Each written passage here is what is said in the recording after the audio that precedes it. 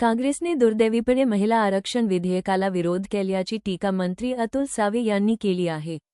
महिलांना योग्य संधी मिळावी या उद्देशाने पंतप्रधान नरेंद्र मोदी यांनी 33% महिला आरक्षणाचा निर्णय घेतला। लोकसभा आणि विधानसभे महिलांना प्रतिनिधित्व मिळावे हा या मागचा संकल्प होता। मात्र काँग्रेसने या विधेयकाला विरोध केल्याने सावे यांनी नाराजी व्यक्त केली। देशाच्या लोकसंख्येत महिलांचे प्रमाण सुमारे 50% आहे। अशा परिस्थितीत महिलांना राजकारणात अधिक संधी मिळायला हव्या होत्या असेही त्यांनी नमूद केले। आपली आई बहीण विधानसभे आणि लोकसभे जावी ही सर्वांची इच्छा असताना काँग्रेसने विरोध करणे दुर्दैवी आहे असे ते म्हणाले। तसेच प्रियंका गांधी या देखील कोणाची तरी बहीण आहेत, त्यामुळे त्यांना महिला आरक्षणाचे महत्त्व समजायला हवे होते अशी टीकाही त्यांनी केली।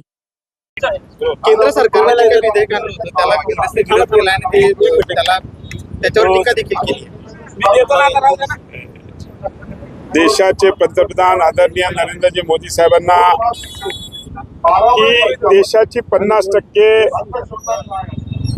पॉप्युलेशन ही महिला असते आणि महिलांना पण सगळ्या क्षेत्रामध्ये समान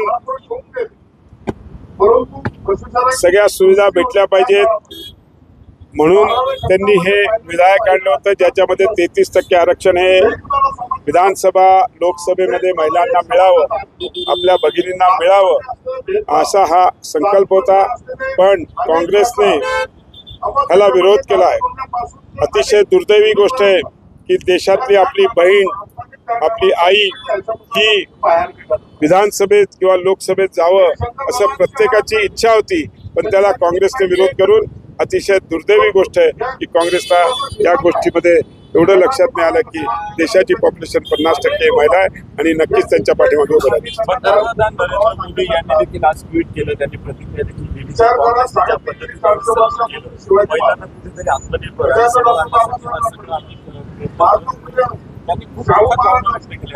खरी गोष्ट ना, महिला सक्षम व्हाव्या आणि येणाऱ्या काळामध्ये महिलांना समान ह्याच्या हिशोबाने न्याय मिळावा हा त्याचा प्रयत्न होता, पण काँग्रेसने त्याला विरोध केला। प्रियंका गांधी म्हणतात की लोकशाहीचा एक मोठा विजय झालाय, मोदी सरकारने लोकशाही कमकुवत करण्याचा आणि संघराज्य रचना बदलण्याचा कट रचला होता जो आम्ही हाणून पाडला। प्रियंका गांधी पण कोणाची तरी बहीण आहे, तिला हे कळायला पाहिजे।